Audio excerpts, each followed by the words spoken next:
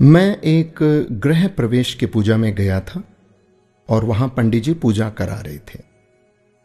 पंडित जी ने सबको हवन में शामिल होने के लिए बुलाया और सबके सामने हवन सामग्री रख दी गई। पंडित जी मंत्र पढ़ते और कहते स्वाहा। लोग चुटकियों से हवन सामग्री लेकर अग्नि में डाल देते। घर के मालिक को स्वा कहते ही अग्नि में घी डालने की जिम्मेदारी सौंपी गई।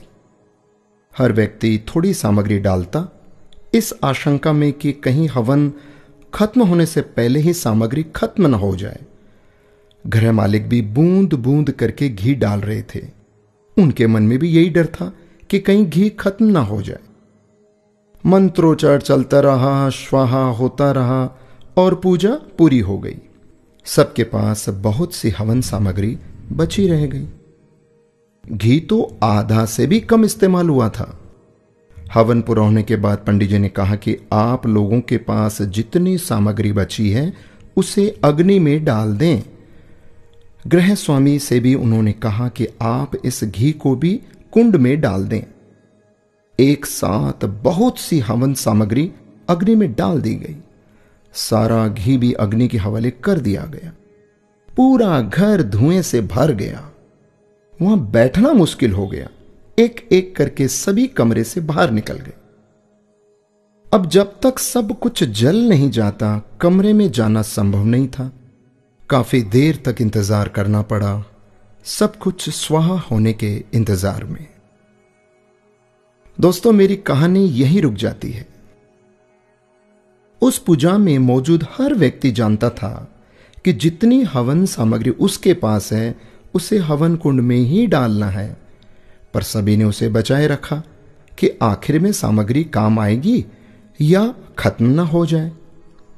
दोस्तों, ऐसा ही हम सब लोग करते हैं। यही हमारी फितरत है। हम अंत के लिए बहुत कुछ बचाए रखते हैं, जो अंत में जमीन, जायदाद, प्रॉपर्टी, बैंक बैलेंस, रुपया, पैसा, फलाना ढिकाना, ये जो इस रूप के भीतर में सब यहीं पड़ा रह जाता है। जिंदगी की पूजा खत्म हो जाती है और हवन सामग्री बची रह जाती है। हम बचाने में इतने खो जाते हैं कि ये भी हम भूल जाते हैं कि सब कुछ होना हवन कुंड के हवाले ही तो है। उसे बचाकर क्या करना? बाद में तो सिर्फ धुआं ही होना है। संसार हवन कुंड है दोस्तों, और जीवन पूजा। एक दिन सब कुछ हवन कुंड में समाहित होना है। अच्छी पूजा वही है जिसमें हवन सामग्री का सही अनुपात में इस्तेमाल हो, न सामग्री खत्म हो न बची रह जाए। यही मैनेजमेंट करना है। कबीर जी का एक दोहा शायद सबको पता है, दुर्लभ मानस जन्म है, होए न बारंबार, पक्का फल जो गिर पड़ा, लगे ना दूजी बार।